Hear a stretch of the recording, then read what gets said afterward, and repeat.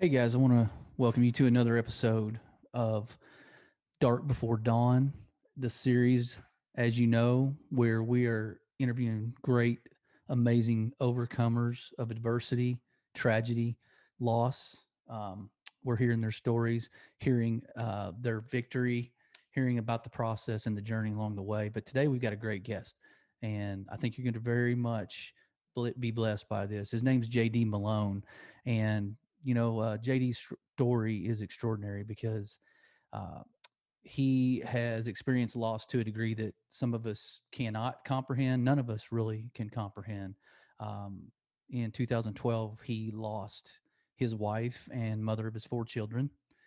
They had been married 14 years. She was battling breast cancer for 4.5 years, fought that uh, valiant fight, and just it got the better of her. And he battled through that, and that alone would be enough to send somebody in a tailspin and just start unraveling. But through his faith, through his family, through his support system and friends, managed the healing process, managed the coping process, and 6 years later, had met someone, became friends, and was remarried in 2018, and had was not married long, and this his wife Lynn at the time suffered a brain aneurysm and passed away suddenly.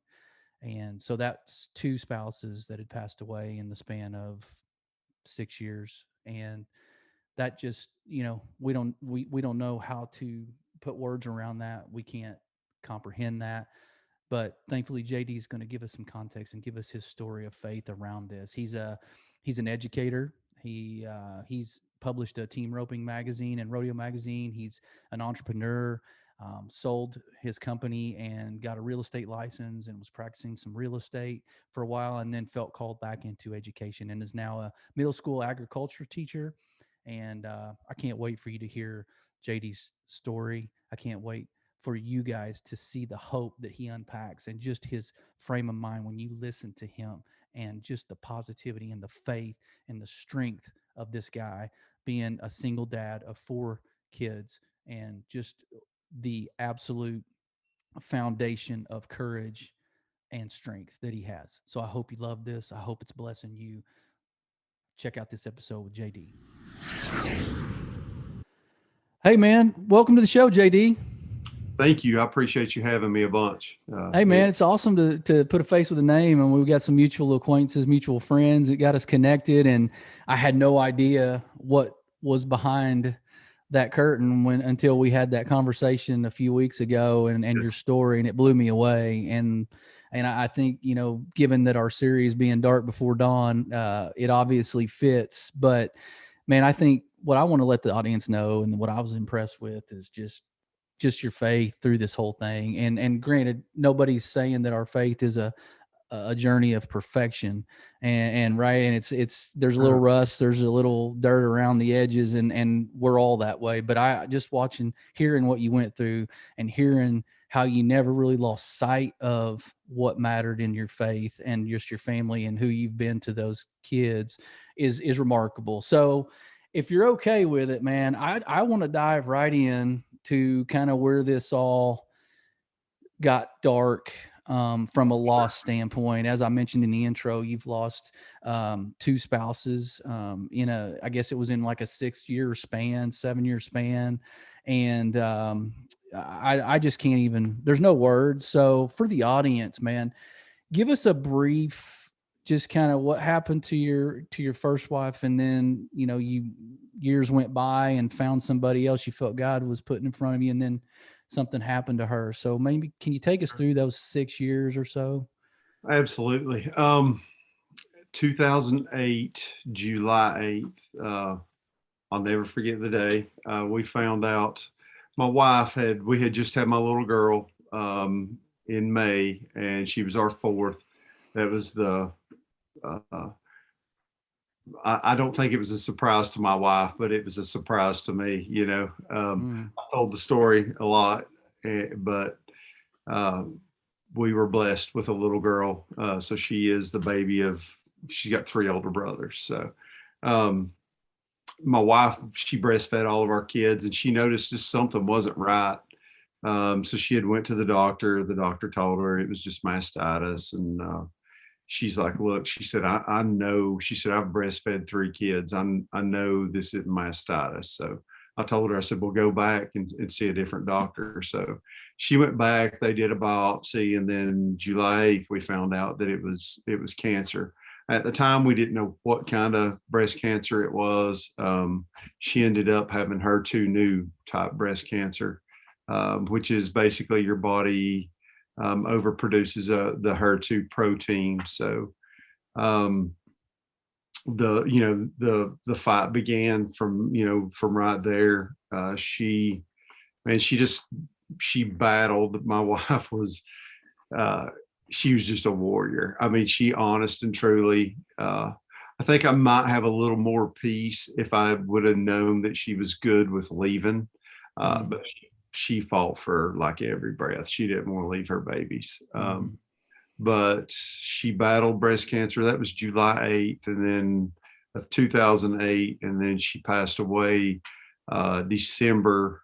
Well, it's 12/21/12. So December 21st, 2012. Like her birthday was the day after Christmas. So it was pretty rough. I'm not going to lie. I don't think I showed it very much. Still kind of numb. But I knew, I mean, I had 4 kids. I had Christmas coming, I mean, it was right there. So her parents and I decided that it would be, instead of just a funeral, just to have a celebration of life. So on her birthday, Tracy was cremated. So on her birthday, the church that we were attending let us just have it there. So we had birthday cake, and it was pretty amazing. After that, John, I was good for about 2 or 3 months, I guess. Just trying to figure out life, trying to figure out what I was going to do, teaching in school. I was an ag teacher at the high school here in Rockmart, and love my job. It's a lot of hours, love the kids. But, I just I knew my kids needed me more than the kids at the school. And I made a choice. It was either I raise my kids or somebody else was going to raise them, or, me raise other people's. So I was fortunate and blessed enough I resigned, and my wife and I had published a magazine, a team roping rodeo publication for, I think, 12 years. So I took it and just kind of took it over. Tracy did most of the layout work, and I did I wrote a few columns and did the editorial stuff, and then built advertisements where you make money in print publication. So I did it for a couple years. It just wasn't the same without Tracy. Because when I purchased that, it was a joint effort. We were a team, and she was extremely good at what she did. So trying to find someone, I did. I was blessed to find a really great lady out of Texas to help me put the magazine together. But it just wasn't the same. It wasn't fulfilling anymore. Yeah. Can I ask you a question through that? Because you said something that stood out, and I wanted to maybe get clarity for the audience. You said you were good for 2 or 3 months. And just people I've talked to in similar situations of loss and experiencing loss myself with my dad, nowhere, as crazy and surprising as what you went through. But I know there's a fog that maybe gives a false positive that you're good, right? And then you're so busy. Obviously, you were busy enough which was a good thing, to make it seem, that you were not unraveling, I guess, but you were not great. Can you talk to the audience about some of the battles you had throughout those, I don't know, 3 to 6 to 12 months? You sold the magazine, but you mentioned you were good. And that just kind of stood out to me, because I know you weren't good, quote unquote, finger quotes, for those of you that are on audio, but talk about that a little, if that makes sense. had a extremely good church family, had just a good group of men that my wife and I were around. So my faith got strong then. And while Tracy was sick, it just even, I mean, my walk with God, and I've said it a couple times in a couple different podcasts, but the footprints in the sand painting, as cliche as it is, man, he was carrying me the entire time Tracy was sick. I mean, felt like I was strong. I had an incredible faith. And I had to be, and I had to try to project that onto, my wife. My wife she was a God-fearing, very good Christian woman. But when you're battling something that's sick and you're sick every day for 4.5 years, I think you kind of tend to lose faith that, you hear it all the time. Well, why do good things or, bad things happen to people?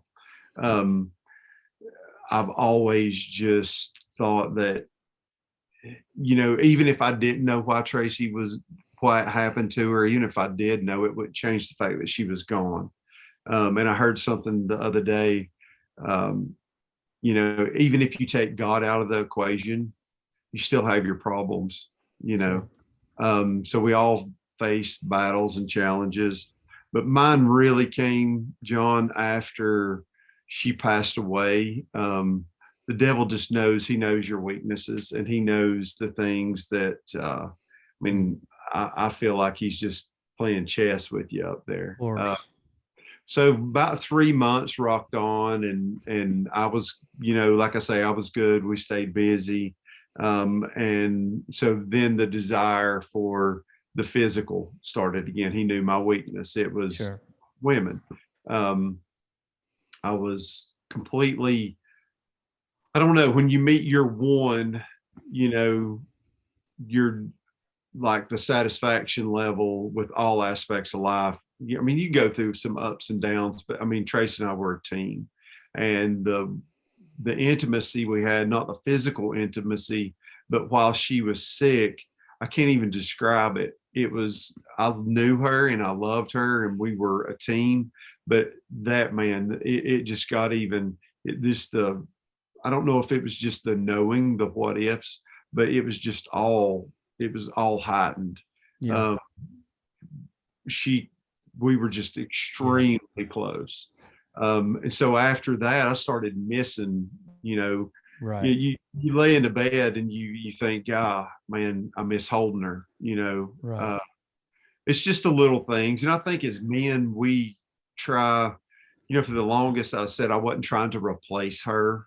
And I wasn't trying to replace her, because nobody could have replaced her.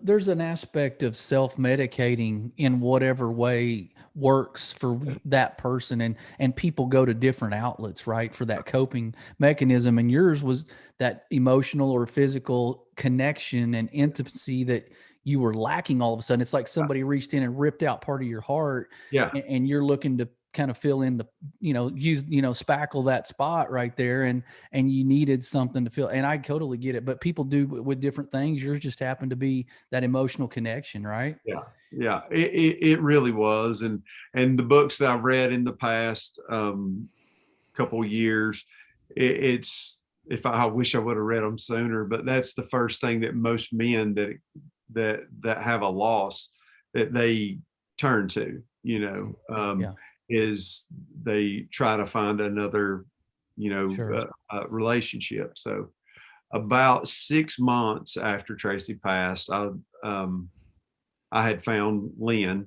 and Lynn was,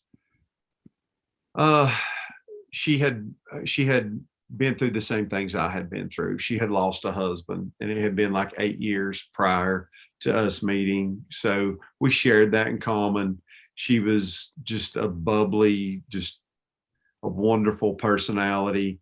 And she was, I don't mean this in a bad way, but she was kind of a distraction Yeah. for life for us and my family.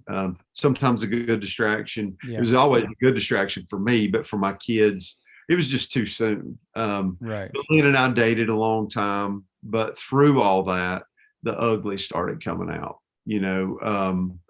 Everybody said that you'd battle anger issues. Well, I wasn't. I wasn't angry at the time, but who would think that angry would poke its head out a year and a half later? You know what I mean? Um, so you start doing things that you wouldn't do. Like I would drink a beer, and then the one beer turned into three, of the evenings. So, and don't get me wrong, I don't have anything against people, Sure. consuming alcohol. It's all done responsibly, but he knew my weaknesses. I come from a family of alcoholics. Mm-hmm. All of my uncles, I've seen it, and I think a lot of that's genetic. Now, I never got drunk or anything like that, but I would, like, you come home from work, the first thing you look for, you pop a top on one. That's like it's a false sense of, Yeah. Mm-hmm. instead of, uh, Yeah, that's the remedy. That's helping me in yeah, that moment. That's helping me. That's what I yeah, need. yeah. Mm-hmm. So battled anger, with her being gone. I was just, honest and truly, I was just pissed that she wasn't here, to see the things that the kids, were doing and accomplishing, or, just we had built this family together, and, I built a house. We moved in the house in, I think, '07. So built our dream house, and Yeah. uh, it was just a combination of things. But I didn't. I'm a firm believer. It's you're a reflection of the people that you hang around the most. Yeah. So they Right. say five. I don't have five. I'm just one of those people that Sure. I don't, as far as in my immediate life. But I didn't have that support, that structure, to for somebody to just say, "Hey, JD, you're screwing up right here."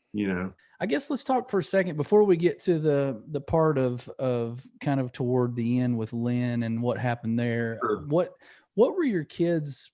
How did they process Tracy along the way of, and obviously when you met Lynn, there was probably some tension just a little bit, Sure. but with you and your kids throughout, and they watched your faith grow strong as the end grew near for Tracy, and you just kind of locked in and you said God was carrying you. But did they look to you, how was that dynamic with them being, I'm assuming teenagers at the time, some of them even younger, but man, what was that like for them, and how did you have to, because you had to wear different hats obviously, but how Yeah. much of a struggle was it for you to be their spiritual kind of anchor through that? It was, like I say, I was good for a while. Mm, So uh, they saw they saw a Christian man the way he's supposed to do up until about a year and a half after Tracy passed away. mm-hmm. I was always brutally on. I say brutally. It's not brutal. I was always very honest with them. Truth in love, there you go. Yes. So you know, I read some books because I kind of knew that things were declining with Tracy's health. And one of the things that all the books said that I should do was always to let them be a part of the process of death. Mm, That if you don't allow them to do those things, they never have closure. And there's always a lot of what ifs. So, you know, I let them be a process of her passing in the hospital. Man, we made pallets in the floor, and they stayed there. Probably for 2 or 3 days. At the time, let's see, she was 4. Brody was my oldest. He was 12, and Cooper was 10, and Tyler was 6. So um, I remember, in the hospital when the doctor come and, he told me, he said, look, she might have 24 hours,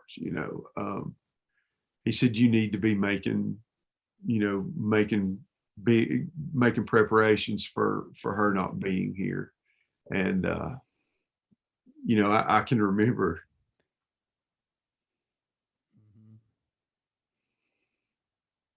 remember taking my kids down to the chapel in the hospital, just my boys. My little girl wasn't really old enough, Yeah.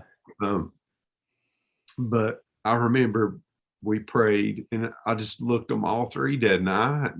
And, I told them, I said, look, your mom's not going to make it. She's got maybe 24 hours. So you need to say your piece, Sure. So I told them, I said, look, death is part of living. And, your mom's time is on earth, it's coming to an end. I said, God's not taking her away from us. So I didn't want that anger, that animosity. And I ran several people off from the house just because they said, God just needed another angel.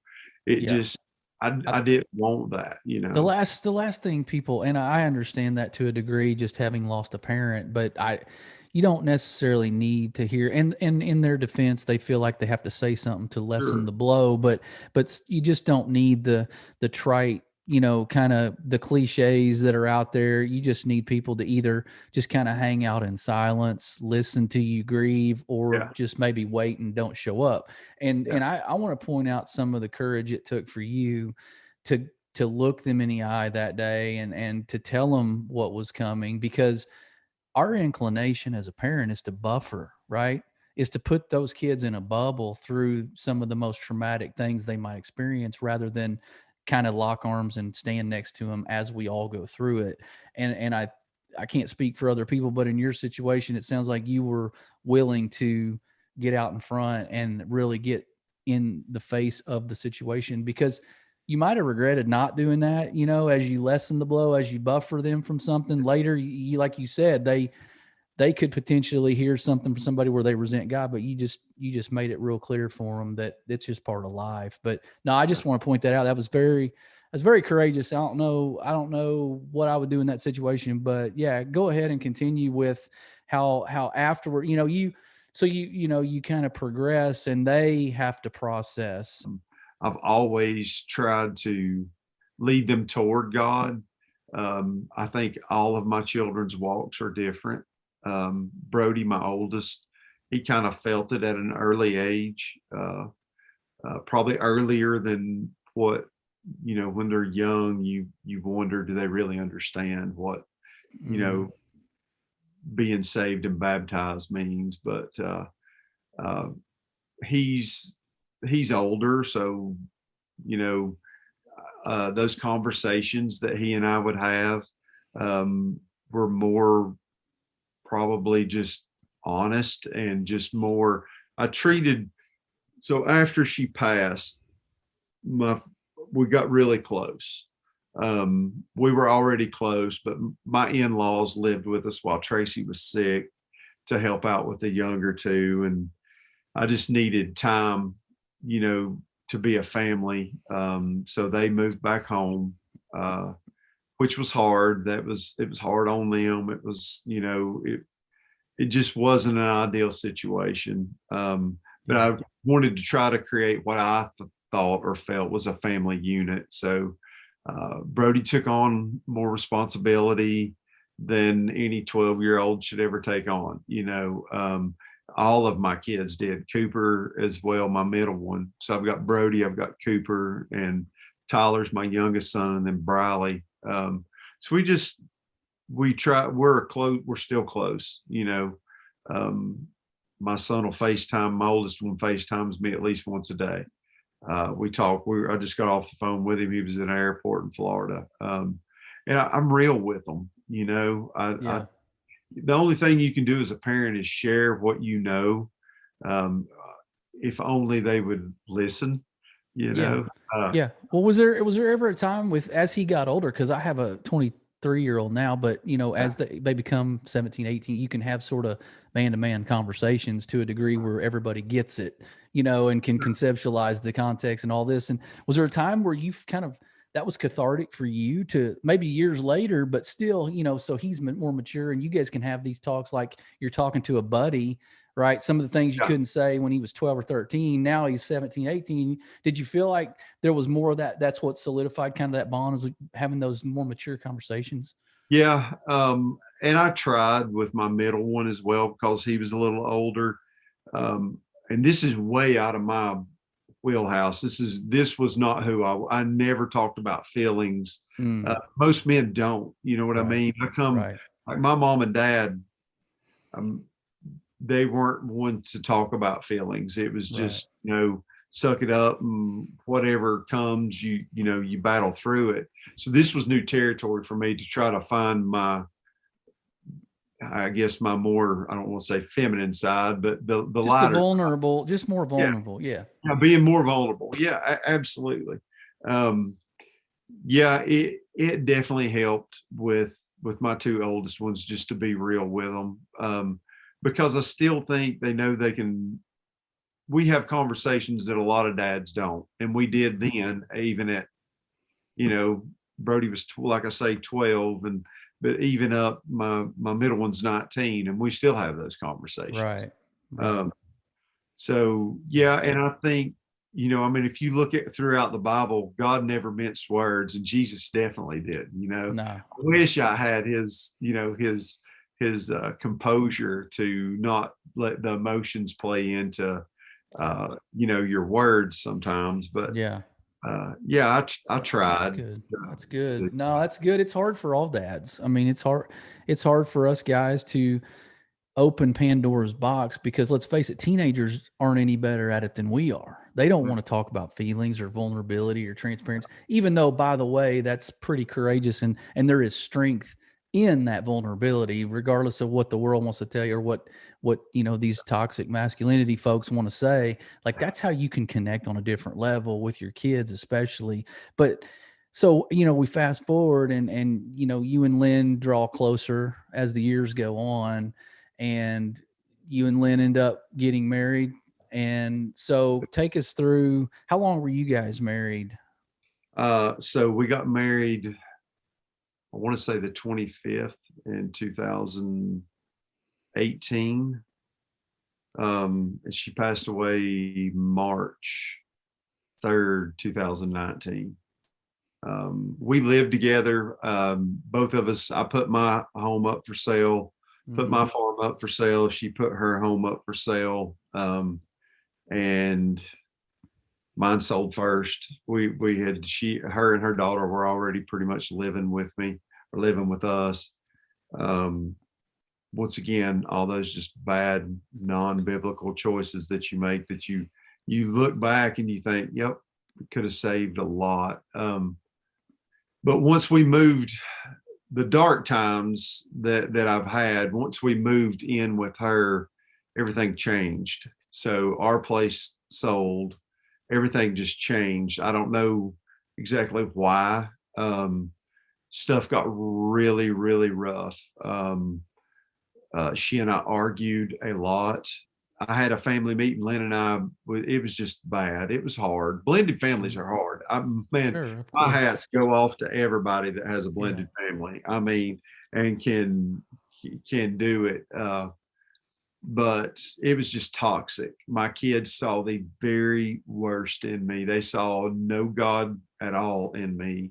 Um, and it was during a crucial time when my oldest two were teenagers, and I was setting just a terrible example for them. So I called a family meeting. Lynn and I had gotten a fuss, and I said, look, so I got all the kids in the kitchen, and I said, if y'all who thinks we need to move out? And every one of the kids raised their hands. Lynn was the only one that didn't raise her hand. So you've got my four kids, my stepdaughter, which I love her to death. She's been through the ringer as well, but it was done. So we ended up, we had purchased a house, and we stopped, living together. After that, things really, I could tell, you know, I started to get back in the Word, started to figure out, how I needed to live and those things, to where I was a good example for the kids, because kids pick up on way more Right. than you think they do. Right. So we had, I had just pretty much scarred them even more than they had already been scarred, because my first wife and I never argued. Very seldom. If we did, we never did it in front of anybody. But when we did, we knew each other, Right. and we didn't let our kids see that. Yeah. So they had seen it. I mean, they had seen I'm talking about just terrible, terrible. One thing I have learned is that you can't take back words. Right. It's just it was not the best of relationships, but me and my infinite wisdom just thought I could fix it all. She wanted to get married. I loved her, still love her. She's just got a special place in my heart. I thought, to make this right biblically, she wants to get married. I want to get married. That'll fix it. And, for what all we had been through, the few short months we were married, it was getting better. Yeah. We still had good days and bad days. After we were married, she had a brain aneurysm. We were in the bed, and I guess the darkest time in my life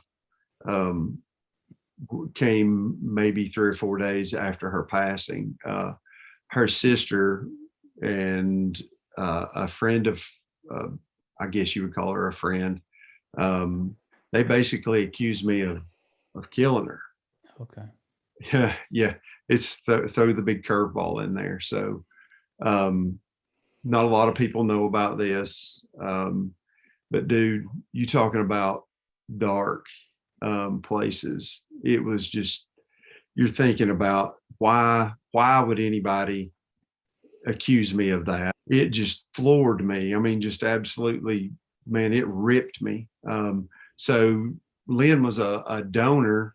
So here we are in the hospital in Chattanooga, and her family's accusing me of killing her, and so I'm trying to be at peace with my family, and in the back of my mind, I'm so furious. I mean, Yeah.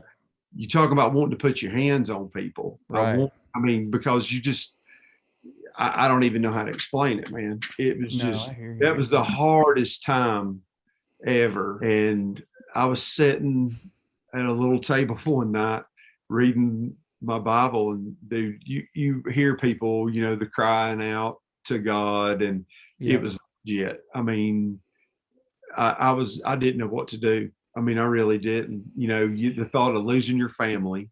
I was thinking I was losing my stepdaughter, and then you're thinking about, well, what if these idiots, what you're begging the coroner to do an autopsy, and I mean, literally, I begged, I cried on the phone. I said, please do it.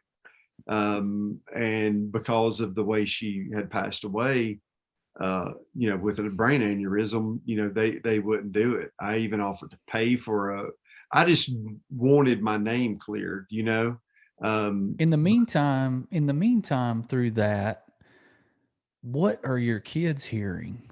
So my 3 oldest ones, I don't think my younger 2 know to this Yeah. day. So, you've got my stepdaughter and my 2 oldest sons.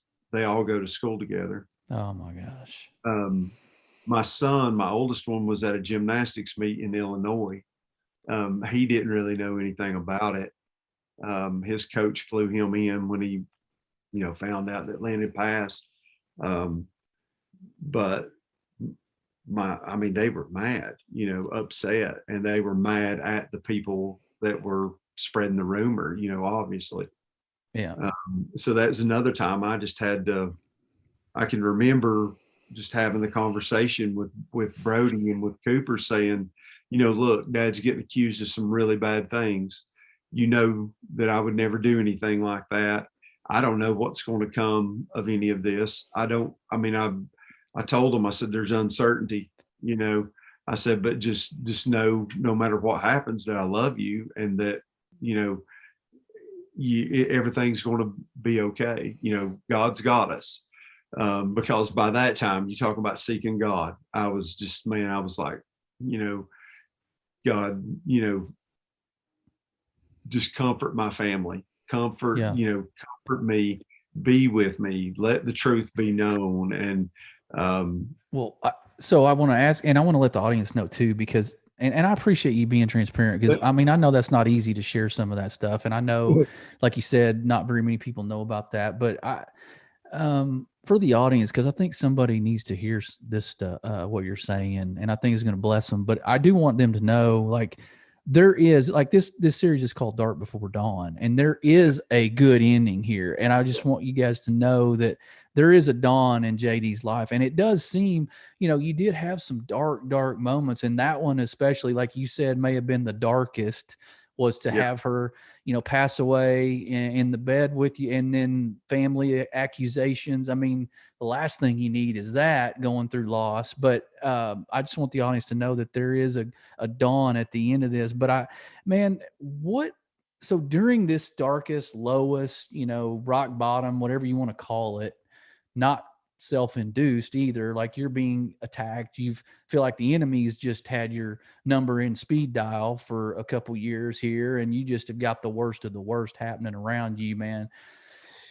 Give the audience something that was maybe an aha moment spiritually for you, like through that process. You said you got to a point of crying out, and I can only imagine the scene where you're literally crying out audibly to God at your table, over a Bible or in prayer. But man, what was an aha moment where you felt like the spirit of peace just poured out all over you? Was there a time yeah, when that happened?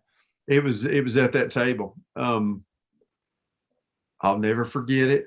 It was just after I prayed, every time God's moved in my life, I'll try to keep it together here, but there's always been a sense of peace. I'll try to keep it together. I'll try. It's powerful. So, I'm sitting there, it's probably 2, 3 o'clock in the morning. I mean, you can imagine, haven't been sleeping. Um, and so I started getting in the word. I mean, like I should have been the entire time, because you said something earlier, it wasn't by my choice, but the situation leading up, man, was honestly by my poor choices. Sure. If I would have been doing the things that I should have been doing and living the way that God, and that I honestly knew how to live, I wouldn't have been in that situation. I really wouldn't have. So I started surrounding myself. It's real funny. I did a podcast with Chad Wright and Blake on 3 and 7. And through that podcast, it's funny. It's not funny how God works, man. He knows what's going on. But there's been some men in my life. Actually, one of them that's connected you and I, Jeff Forrester. Yeah.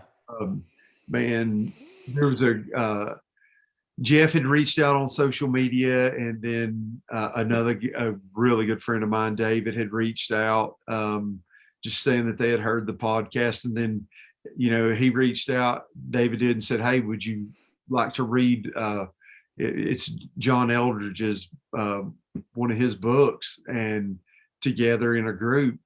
And it's just been that group of men right there have just, I can't even, I can't put into words. I'm glad you used that example, because for the audience, and I'm only going to imagine that you would self-proclaim that you're not great at connections with dudes and getting in a group and reaching out to guys. Like, I'm not great at initiating some of that, but suffice it to say that if you rewind, to 2012 or 13, and you and I, people like us, would have locked in with guys, to the degree that you are now. I mean, I don't want to speak for you, but if you were giving advice to the audience, you would recommend in those moments back before all this happened with Lynn to get locked in, would you not? Oh man, getting surround. I had some good men in my life at the church when we lived in Tennessee, but having the group of men that I had that'll just call you out, like, hey, Yeah. you Yeah. know, that you're screwing up here. You know, that's not the way that is. Yeah, and nobody likes the word accountability, but let's face it, that's a blind spot brotherhood that I call it, where you don't always see what's to the right or to the left. And if you're locked in and you're moving down the court with these guys Yeah. religiously and consistently, I mean, I think that's where it's at. It's not about, can I go have coffee with a dude once a month? It's, do I have a guy I can call at 3 a.m. who's already getting his keys to come help me because he knows the stuff has hit the fan. So that's where I lack. That's where maybe some audience folks lack, is maybe being vulnerable, transparent, whatever, being available at the very least to just kind of be with some guys. And it doesn't have to be 20 guys, two or three, one or two. But yeah, I mean, so going through those years of dark with Lynn, I think if we would have, if you're saying, if I'm hearing you right, that if you'd have had that consistency, maybe, Oh not that you yeah. didn't have people, but if you had that consistency where Yeah. people were like, hey, dude, I can see it coming and you can't. So, Yeah. here I am holding the mirror for you that you can tell what's going Yeah. on. But I don't Well, know, you have anything to add? so I had a brother that was telling me he I call him my brother because he is like my brother. But I mean he told me, he said, man, I'm telling you, you need to get out of there. Yeah. Um, he lived in Tennessee, so we were, far away. Our relationship wasn't, uh, it didn't revolve around God. It was just, I mean, if he told me, he needed me, I'd drop whatever I was doing right now and go. Just a brotherly type Yeah. love. Hmm. But I didn't have that. I didn't have somebody saying, "Look, man, biblically, this is what you need to be doing. You're messing up." And I didn't. I wasn't around that. We might have talked maybe once a week, Yeah. um, but then, yeah, this is you're. I mean, it's scriptural. It's Yeah. biblical. You're supposed to surround yourself with people of like minds, and they're supposed to not be. I hate the culture we live in today, man. It's, everybody gets a trophy and everybody's good at everything, and nobody wants to say anything bad, We don't talk about weakness, do we? Oh man, but when you get a group of brothers like this that'll just say, "Hey, this that if I would have had those guys, I would have been Yeah. able to." I say I would have been able. I would have liked to have thought that I would have Right. been able to make different choices. Yeah. Well, I mean, so that's so good. I know that somebody's hearing that, and I know it's resonating big time. So we promised the audience a dawn here. So your life, you got back into education. I You did. have a son who was on our Olympic team, gymnastics team this summer. You have another son who's on a rodeo scholarship. Am I right? And you've got two other kids. And man, talk. What is Man, Dawn? What does Dawn look like for you? And talk about, brag on some kids for us for a minute, man. I'm not a big bragger, I know you're not. but I have been extremely blessed with even all of my screw ups to have kids like I've got. I mean, it's Mhm. just, and they are my sanity. They, you know, they've learned to shoot me straight too. And they will question me occasionally, not out of discipline Mhm. or anything like Mhm. that, but Dad, you sure you need to be Mhm. doing that? But Mhm. um, yeah, I've got some wonderful kids. We've been blessed with some really uh, good-hearted, good people. Everybody says that you just want them to be good contributors to society. Well, I'll hold the standard a little more. I think you ought to just do a little bit more than contributing, and I push them to be think they kids have got to be pushed because you'll never really see what you can do.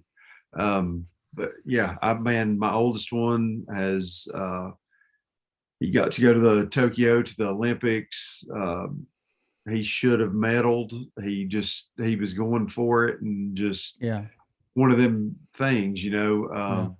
My middle son is he he's probably the one that struggles the most, but I think a lot of it's his age, and he didn't deal with a lot of things the same way. He didn't have an outlet like Brody had with his gymnastics. He did with rodeo some, but he was Mhm. doing that with that, you know. But he's extremely talented, incredibly smart. Yeah. My youngest son is he's like an old person in a young man's body. I Incredible. have one of those. I have one of those. That's cool. Yeah, just man, I just been blessed. My daughter is phenomenal.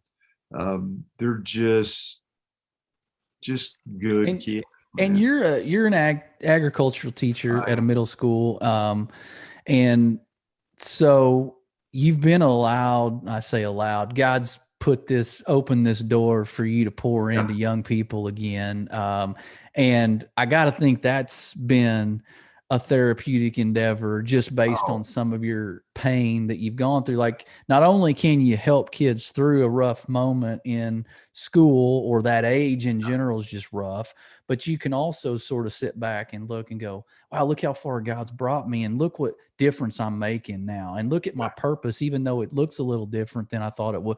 But look at it now, and what you're doing that's going to impact generations down the road, man. Not to mention, you can probably still see Tracy in all four of your kids. Like, oh, I would oh, you bet got they look, you get a glimpse of her every day, I would guess.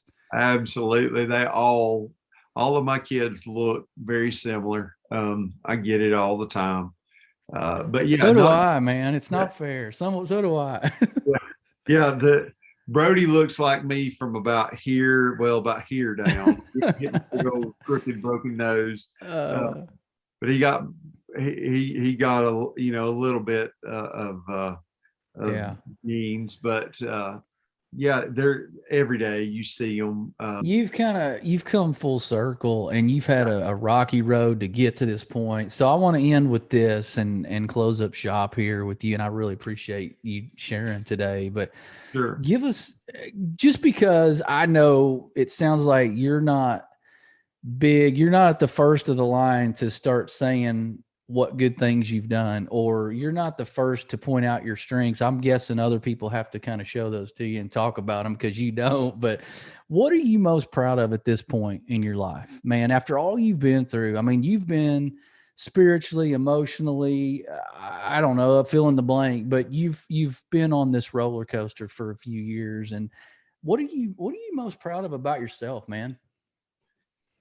My relationship with God, hands down, um, and just how I've been able to always find Him, and how that's grown, uh, and my maturity level in that. You know, I don't consider myself an infant anymore. You know, they Mhm.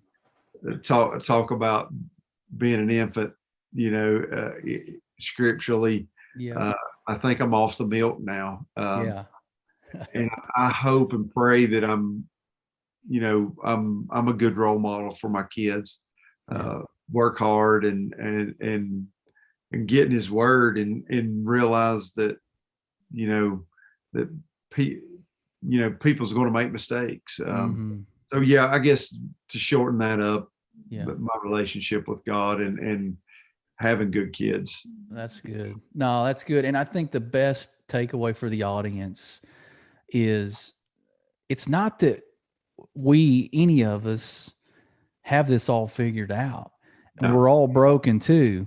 yeah, And but where do we come back to? Like, we always come back to the main thing, which is the gravity of our faith in Christ that pulls us back in. And you were always aware of that enough, regardless of where you went and how tripped up you got, and maybe blindfolded just by your own bad decisions, to use your yeah, words. But you always came back to that. And that's what I hope is encouraging to the audience. Is it's not about how many scriptures we can recite.